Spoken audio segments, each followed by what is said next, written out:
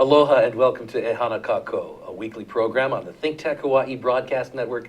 I'm Keli'i Akina, president of the Grassroots Institute. You know, there are some issues that are glamorous and wonderful things to talk about and compellingly interesting, and government leaders love to propose solutions.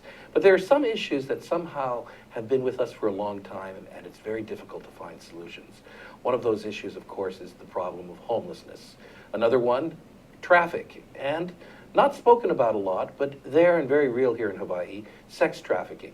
Well, who's going to do something about this? I'm delighted to tell you today that although we live in a state with one of the lowest voter turnouts in the nation, there is hope for tomorrow because there are many young and emerging community leaders who are going to bat for the future of Hawaii. And we have one today.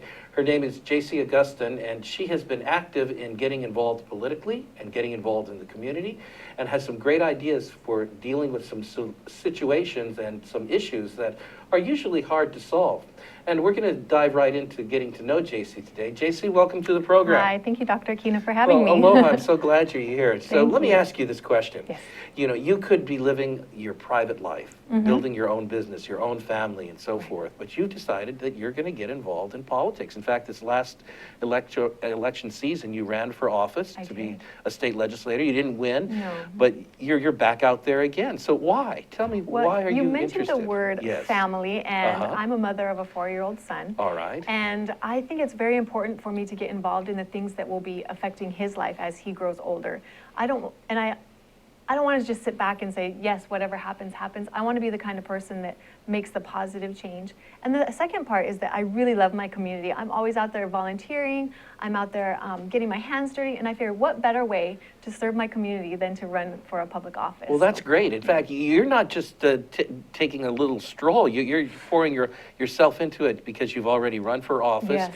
And although you're a college graduate, you've decided to go back to college to get a political science degree. Yes. So I had shared with you earlier, I originally studied political science, but at first I didn't know what I was going to do with that. So I went to school for something else. And then I returned just this summer to finish my political science degree, just because now I know the importance of that and I really want to finish it. So. Well, when you take a look at our Hawaii state government, what do you think needs to be done to bring us to a better state of providing for a future for Hawaii, for your child, for those of others? Well, I think what's necessary is to have a conversation of many different ideas. And that kind of begins with a balance between our government. You know, as we all know that the Democrats have been in office and held the majority for around 60 years. And I think if we just get a little bit more of a different voice, then we can balance it out and find a good conversation where everybody can come together with good solutions for everybody. So you're promoting diversity out there in the public sphere. Yes. Now, tell me a little bit about some of the issues that you really care about. So the things that I have a little bit of interest in would be homelessness, like you mentioned, traffic, and as well as sex trafficking. And we can get into those as you see fit. You know, homelessness, how did you come to be interested in that topic? Well, it's a very interesting story. My mom was a single parent. She was going to school and working full time. And there was a point where she found it hard to make ends meet, and she had my sister and I, and we actually were homeless. We lived at a beach, Onikahakaha on the Big Island, and I just felt that having gone through that experience, having gotten through it, I'm able to reach out to those who are going through it. I'm able to give a little bit of a, look into what it's like for those who haven't been through it. Now, and I just advocate for them. Many people may not know this, but you're part Native American. I am. And you grew up in part on the Big Island. Yes. And you're reaching back into your childhood experience of homelessness in order to reach out and be empathetic to people today. Exactly, exactly. Because I find that a lot of people that are looking for these solutions have never really lived it. They don't really know what it's like to be a first grader, homeless on the beach, having to do your homework in the dark and go to school and, all of these kind of things. And I bring that perspective. But then I don't just sit back and reflect on those times when I was young. I actually go out and I serve the homeless. I've crawled under the Nimitz viaducts. I've been under there and served those people. I've gone out to Blaisdell Park, and I continue to just meet those people and try to find out what is really happening with the homeless population here in Hawaii. Just a personal question, and then we'll keep talking about homelessness.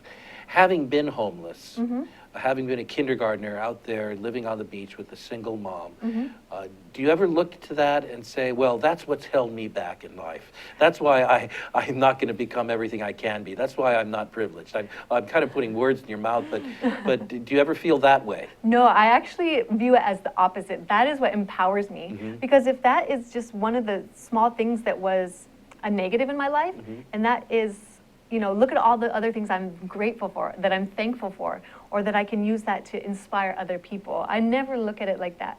I've had people ask me that question, like, oh, tell us the sad sob story about when you were homeless. I'm like, it really wasn't. It's made me who I am. It's made me stronger. My mom's been an example of how to be resilient and get out of that situation. So I'm optimistic. Well, congratulations to your mother and to yourself for the resilience there. Thank you. Now, when you think back about living on the beach with your mother on the Big Island many years ago, and compare that now with the situation of homelessness we see today. For the past several months, I've been regularly going down to various homeless encampments and seeing the growth of the tent city, especially in Kaka'ako and so forth.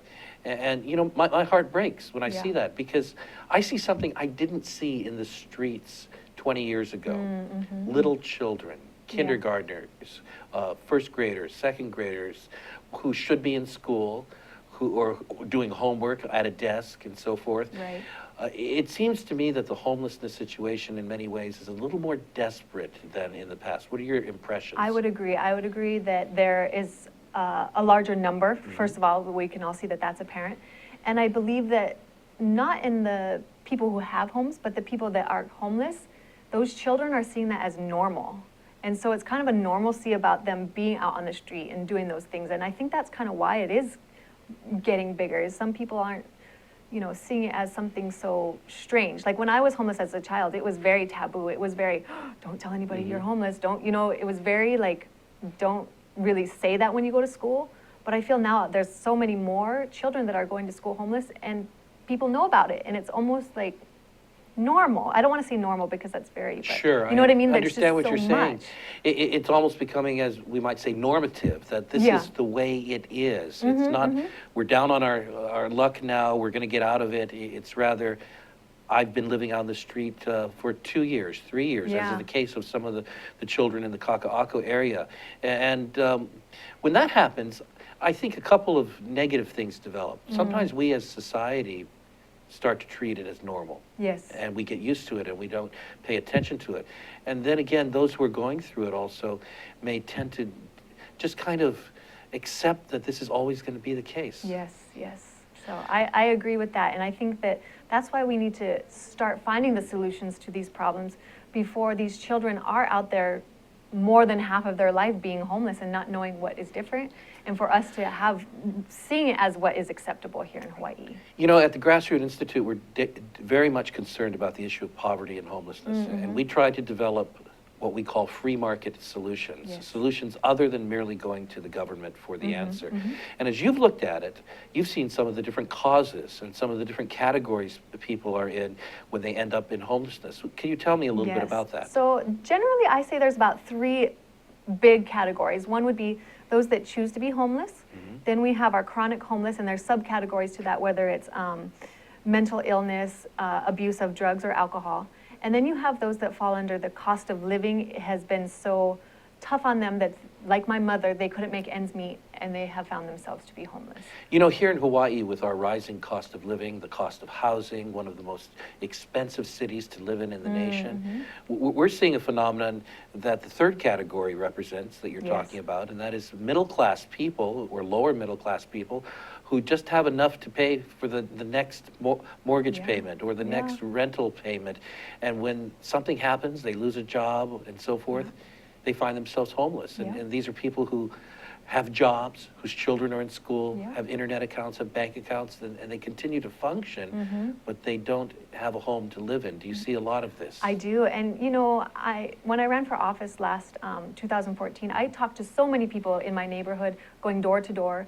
And I met families that were in that situation, one paycheck away from finding themselves homeless. And they don't go around touting that to people. It's something that not everybody knows, but it's there more prevalent than what we Now, really there are there are other reasons for homelessness, and we'll talk Yes. about that in a bit. Mhm. But basically, I think that this category of lower middle class individuals finding themselves in dire straits and ending up homeless with families is one of the fastest growing categories that we see Yeah, here I in agree. Honolulu. What do you think can be done to help them? But first, let me ask you, do you think that would be a good place to get started in terms of trying to help people out of homelessness? I think anywhere is a good place to start to help stopping homelessness Sure. because, like I said, it's on the front page of papers every single day. We need to make it a priority. So wherever we can find a starting point, let's go there and take off. And if Good. it is with our middle income folks, yeah, let's find a way to help them. Let's find, for example, the median income for Hawaii, to purchase a house is like $600,000 for a house. That's right. Who can really afford that? Even an apartment, how much are you going to pay for an apartment? So many people are struggling to pay their rent. So if we can look at ways to maybe curb that a little bit, then maybe we could help get people into homes. Some of the things that we're looking at the Grassroots Institute is things that affect the overall economy. Like what can we do to increase the amount of space that is used for land? Right. A land on which houses can be built. What can we do to reduce the costs of shipping things here to Hawaii Right. so that we could by maybe 5 or 10% bring down the cost of housing and so forth. All of these elements are on more of a macro level, but there are also things you've been involved in Yes. at the micro level Yes. where people are finding solutions in their own community. Yeah, and I think that stepping outside of what government can do, we need to look at what individuals, what private businesses can do to help curb this problem and find solutions. And one group that I have been actively involved in is Zion Puka. They are out on the Waianae Yes. coast. And it's a transitional housing where a pastor, his name is Pastor Curtis, he bought a home and he was able to create it to where he could bring couples into the house. And it's a housing first model, meaning that they would come there with all of their addictions and everything intact and have housing first, and then they would tackle those problems once they had In that other housing. words, by housing first, you mean that the fact that they're struggling with a multiple number of other issues isn't going to be a barrier No. to getting them into stable housing Yep. from which they can actually work on those other issues. Yes. And so what do you see as a result of this little effort, this house that no government money, just private citizens in the community are using to reach out to their neighbors? It's been phenomenal. There's been several couples that have graduated from the program. They now have jobs. They now have been clean and sober for several years. They now have their own houses. And just this past year, we had a kind of a graduation ceremony for them, and they called it Dress for Success, where the folks Oh, that how had- about that? Yeah, it's different from the one that we hear about with the YWCA. Sure. But some of these people had never had the opportunity to dress up, to have, to go out to something that was nice. And so through their graduation, they were able to have that experience and show that they had gone through this and that they were proud of it and that they could inspire other people to come through that program. Well, I'm glad you're interested in both the policy level and actually getting involved as a volunteer, and I'm sure yeah. that's very gratifying. My guest today, Jaci Agustin, is an emerging community leader who's got the energy and the commitment to go after some problems that have been perennial and with us for a long time. She's got some new solutions. Don't go away. We'll talk with her a little bit more after the short break. Aloha, my name is Jim Shawn, and I'm host of a show called Education Movers, Shakers, and Reformers. Each week, live streaming at noon on ThinkTech Hawaii, we interview people who have special insights into education from early education through K-12, all the way through higher education and beyond. Both public and private are areas we're interested in. We dig deeper. We try to find out what it's really like to be involved in making change, advocating for it, how you reform, what people's philosophies are in reforming it. As I said, we're live streaming every Wednesday at noon on ThinkTech Hawaii. And later on, you can find these interviews on YouTube and on the Hawaii Educational Policy Center website. We hope you join us as many times as possible. Aloha. Aloha, welcome back to Ehana Kako. We're here every week on the ThinkTech Hawaii Broadcast Network. Ehana Kako, does that sound like another familiar phrase? Absolutely. Here in Hawaii, we like to say Epule Kako. Let's pray together. Well, at the Grassroots Institute, we also like to say E hana kako, let's work together, because the alternative is something we just can't settle for. Here on the islands, we need to work together. We need to bring Hawaii's people together to build a better economy, a better government, a better society. And somebody doing that is Jaci Agustin, and I'm delighted that we're able to talk with her as an emerging community leader about some of our perennial problems. Jaci, let's get back to housing a little bit. We talked a bit about how the middle class is struggling a great deal in terms of housing, and there are many policies in place in government that don't help them. For example, when we increase the general excise sales tax to pay for projects such as the rail, the people who are hit the most are the ones who buy most of their things from the store, paying sales tax, and very often the poor and middle class pay maybe up to 13 to 15% of their income. But there are other categories of the homeless that you're concerned about, not just the middle class who are being pushed down. What are they? So that would be the chronic homeless. Those are the ones that I believe have been homeless for a year or more, or they've been able to track them in a specific way. And most of those ones have mental illness, or they have addictions to drugs or alcohol. And a lot of people talk about doing that homeless first regimen that we had just discussed, where you get them into housing first and then you take care of those problems.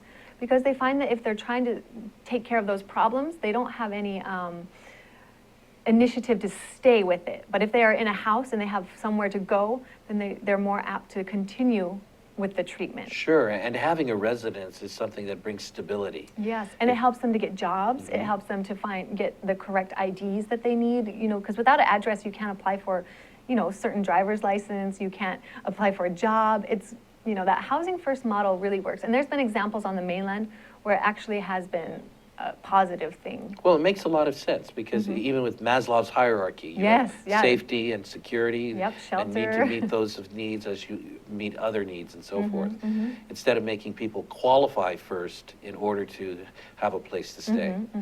Now, when we take a look at this problem of housing, we were talking a little bit about some of the free market solutions, private sector solutions where government is not involved. What kinds of things would you like to see happening? So there's some interesting ideas that are out and about, and I know that there's a lot of buildings, specifically in this downtown Honolulu area, that they are empty. We have these tall high-rises where there's some, you know, offices here and there, but I can't remember what the actual statistic is, but there's a lot of these empty spaces. If we could get some of those owners of these, you know, large buildings that have empty spaces and get some people in there, I think that it would be a positive, because then they would be not only helping to get the people off the streets that are living literally right below them, but then they could also, you know, use their business to promote the helping people, and then eventually maybe charge some kind of rent, I guess. That's right. Yeah. And in fact, we're working with a developer on the island of Maui who runs a commercial campsite for eco-visitors and tourists and so forth. But adjacent to it is looking into the development of a campsite that will help homeless people who are in transition. But one of the problems is that he's facing quite a bit of difficulty in terms of the regulations that need to be met in order to do that. And there are a lot of times where regulations may not help us to help the poor. Do you think that there are things that the government can do to make it a lot easier for the private sector to find solutions? Yes, I do believe that. For example, the example I gave about having these buildings have people in them, there's regulations of how many windows you have to have for it to be considered a house, or how many bathrooms, et cetera, all these kind of regulations. But if we're able to, you know, look at what those regulations actually are doing for this, then maybe we could find ways, not necessarily around them, but to work with those regulations to create houses for people in places that are already here on our island that aren't being used. Well, you know, that's a tough conversation to have, because so often regulations give people a sense of security. To protect them, right? We're protected, we're going to maintain standards in terms of cleanliness and health and so forth.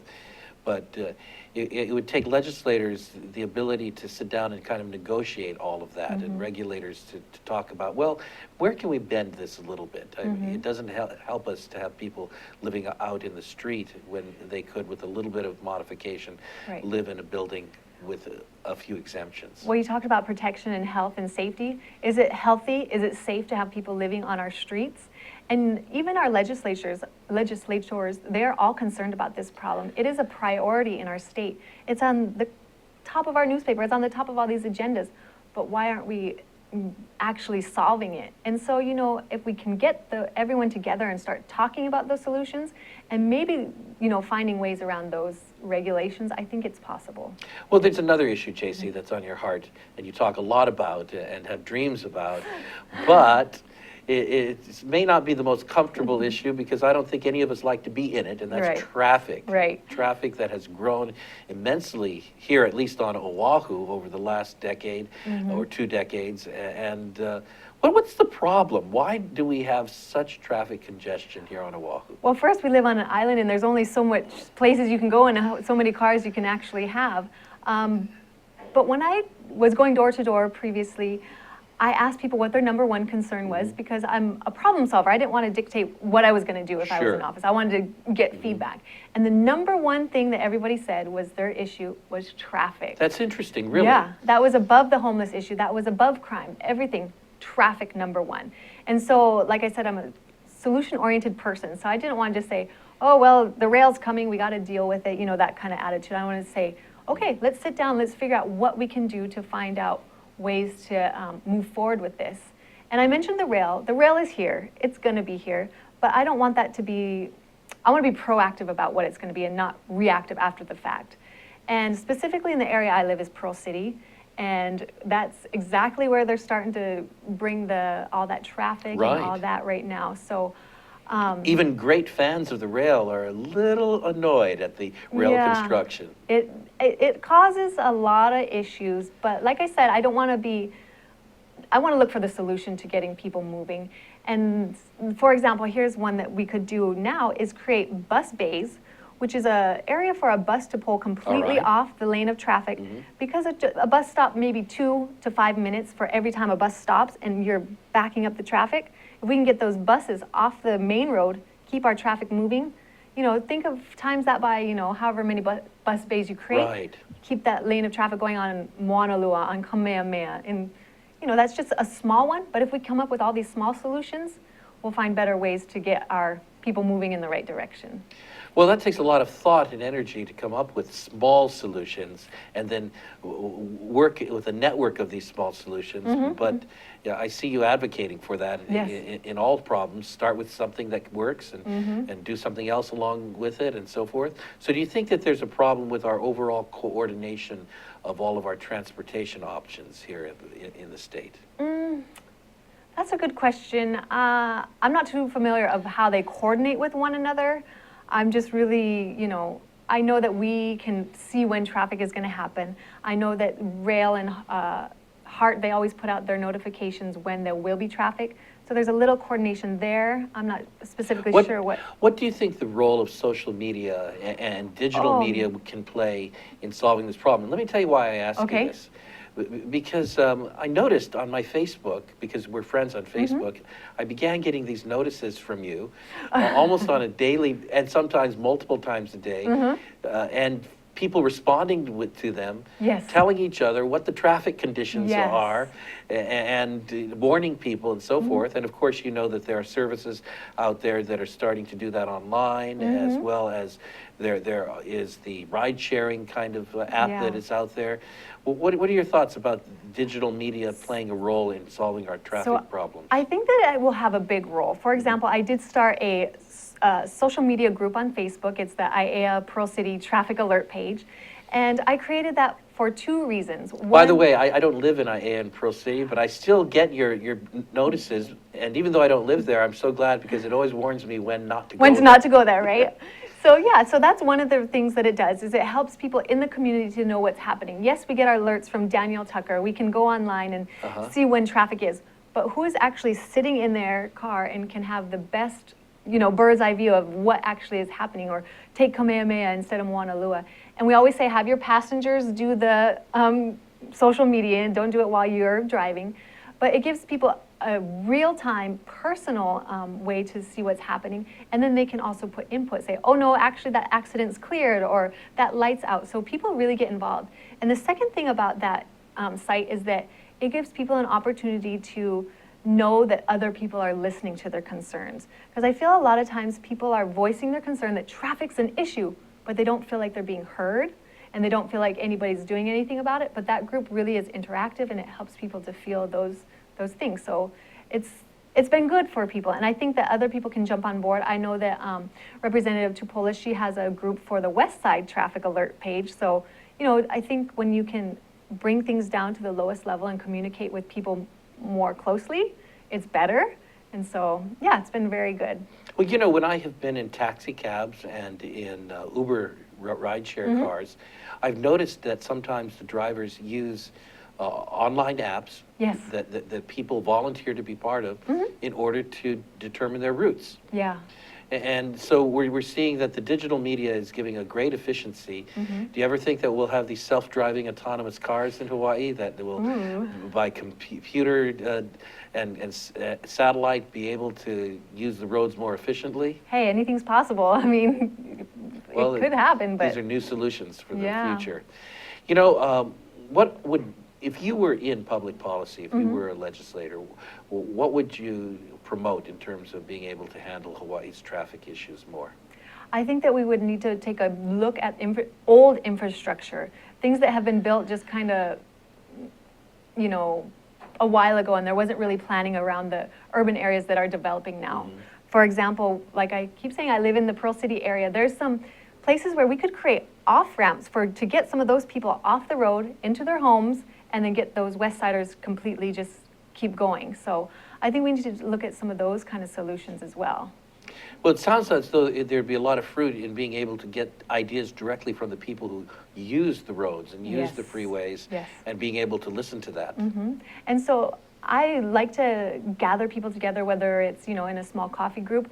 And this summer, I'm going to start doing focus groups for specific issues that I want to solve, or bounce ideas off of each other, and just to get, you know, more of a conversation started and use the people's solutions, because they'll have more buy-in to that. They'll have more, you know, wanting to use that solution. They'll want to advocate for it, rather than people just laying it down and saying, this is a solution, you have to do it. But if you get that input, people really are. You know, and I mentioned earlier that we have one of the lowest voter Yes. turnouts in the entire nation. Have you ever thought of some of the reasons that's the case in Hawaii? I think some people in Hawaii, we get busy with our lives. Second, they feel like their vote isn't going to do anything because, you know, we've seen what has happened. But I think that we need to really show that it does matter. Your votes will help find solutions to traffic. Your vote will help stop homelessness. If you're tired of seeing these things, then go out and vote, you know. So I encourage everybody to vote. Go and register if you're not registered. So. That's a great encouragement. And on Yeah. that note, we'll take a short break and come back to our final segment. My guest today, Jaci Agustin, is an emerging community leader who's trying to tackle some tough issues. And we'll be right back with a difficult issue to talk about and come to terms with: the sex trafficking. It's often something that exists in the shadows here in Hawaii, with little attention drawn to it. There has been some attention given in our recent legislative session, but much more can be done. Jaci will be talking with us a bit about that. We'll be right back after this short break. Hi, Jay. Hi, Keith.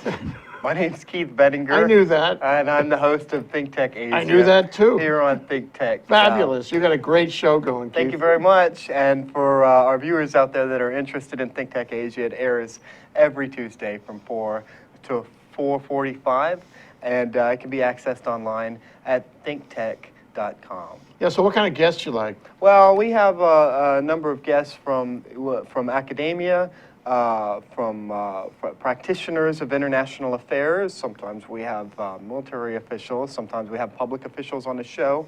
And our goal, we try to talk about current issues in South Asia, Southeast Asia, East Asia, and Central Asia, all throughout the Asian realm in more depth than you would find in traditional mainstream That's the media. difference, isn't it? Exactly. That you're reaching out beyond what ordinary news media would do. Right. And that's why we like you so much. We're trying to provide a thinking person's perspective, an intelligent perspective on what's going on, and we're both sides of the story, or even when there's more than two sides, we try to cover every angle. And I think that that's one of the big benefits that we provide here at ThinkTech, is it's a really innovative source of educational programming for the people of Hawaii. You're great, Keith. You are a great host. You got a great show going on. I watch it every week. Thanks very much. Why don't Jay. you guys watch it every week too, okay? 4:45 to 4 to 4:45 every Tuesday. Welcome back to ThinkTech Hawaii. We're here every week on the Ehana Kako program, and I want to say thanks to the wonderful staff and team of workers here at the ThinkTech Hawaii studios in downtown Honolulu, and our producer, Jay Fidel. By the way, we'd love you to participate. Just tweet us at ThinkTech High. That's ThinkTech High, and we'll respond as soon as you do. Here in Hawaii, we are often lagging the nation in terms of the kinds of laws that protect victims of sex crimes, as well as individuals who have not been called victims because our laws don't have the category for that. That's very much the case in the area of sex trafficking. We have children, individuals of all ages brought to us from offshore, as well as recruited from the islands themselves, involved in a trade that exploits them. And this is something that has touched the heart of Jaci, and we'll talk a bit about that. Jaci, tell us a little bit about sex trafficking in Hawaii. So sex trafficking in Hawaii is larger than what most people think. Everybody probably is about 1 or 2 degrees away from somebody that is either in sex trafficking or has been also affected by it. Oh, that's really pervasive. Yeah, it touches you very, like, you wouldn't even know it. For example, the reason why I've come to want to talk about sex trafficking a little more is I found out one of my girlfriends actually was a victim of it. And it's something that she's hidden. It's something that she doesn't talk about all the time. And so most of the people around her don't know that she was a victim. Now, when you talk about sex trafficking, we're not just talking about someone who volunteers to be involved in prostitution. It's sex trafficking means that there is a third party involved in some coercion. So usually some of the names that they call those people that are coercing them would be pimps or like a mama-san, or some of the things where they are pulling them in. They kind of have an attractiveness to them at first, and they mold them, and then they start using them just for sex and for money. Yeah. What makes someone vulnerable to being able to be lured into that? Any kind of vulnerability, whether it's they have low self-esteem, they're low on income, whether it's poverty, all of these things.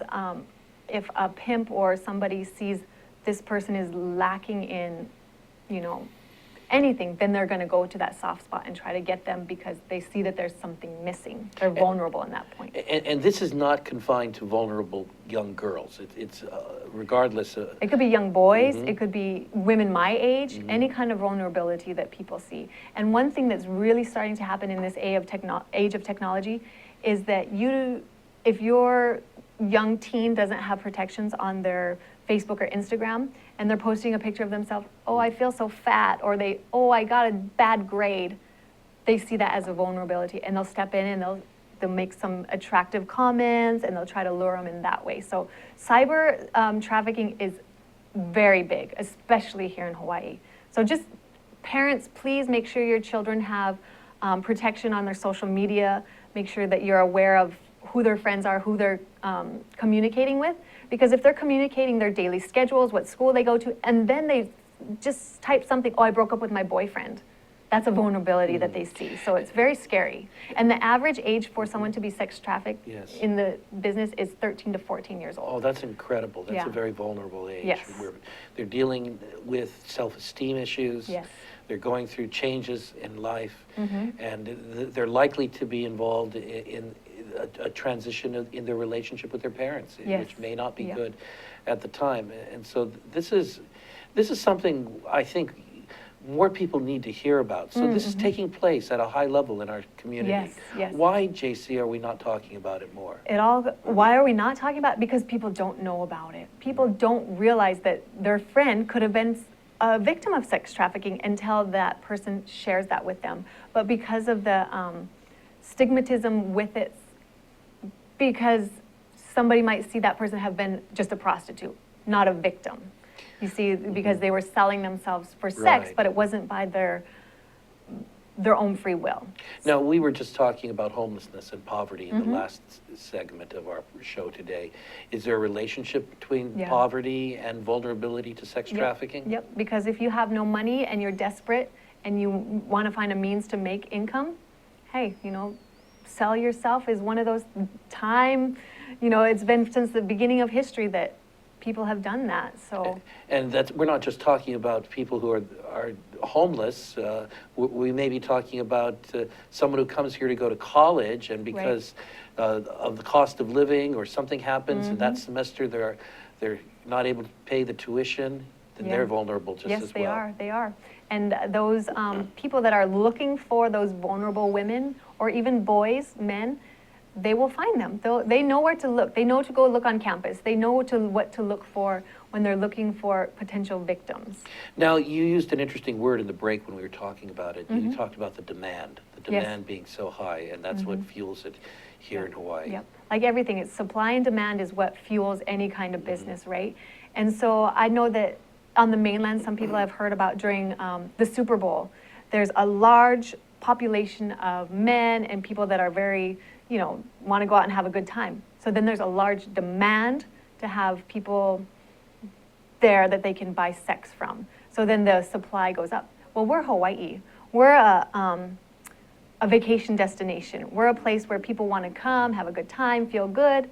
And so we have not only the people that are living here that are looking for sex, there's also all these visitors that are coming in. So the demand is very high. So then these pimps and these mama-sans have to keep their supply very high, whether that is going to the UH campus and finding girls, whether it is going on social media looking for these, middle school girls, or whether it is flying in immigrants or looking at the homeless kids on the side of the street. They got to keep their supply coming. I'm going to ask a question that may not be politically correct. Okay. Our legislature is largely male. Yes. Do you think, and I may be putting you on the spot, that could make us, and I'm a male as well, less sensitive to this problem? It could possibly, but all these men, they have mothers, they have daughters, they have sisters, so they need to look at it in that way. Great so. response. Yeah. Cutting to the chase in terms of some of the policy work that you're concerned about, there are many states and many municipalities across the nation that have adopted aggressive policies to fight sex trafficking.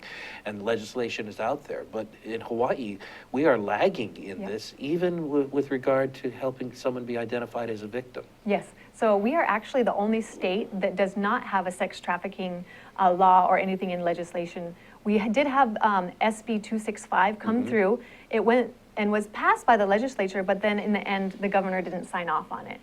So to this day, we are still the only state that doesn't have anything on the books regarding sex trafficking, and that's scary to me. Now, that doesn't seem to make sense if we are a state where there's conditions to have an extremely high demand for sex trafficking, where we are a combination, as you mentioned, a resort town, and the other factors lend toward the demand, and we don't have laws. Yeah.